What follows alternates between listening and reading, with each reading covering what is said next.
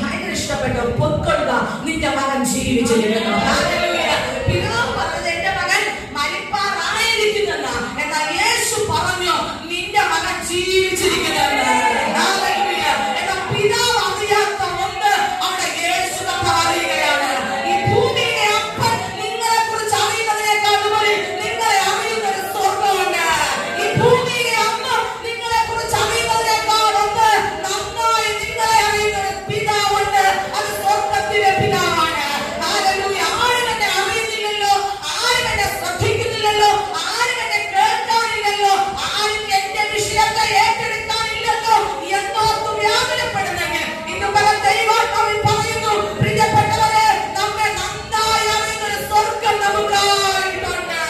നമ്മെ നന്നായി അറിയുന്ന ഒരു പിതാവ് നമുക്കായിട്ടുണ്ട്. നമ്മുടെ കർത്താവായ ദൈവം നമ്മോട് കൂടെയുണ്ട്.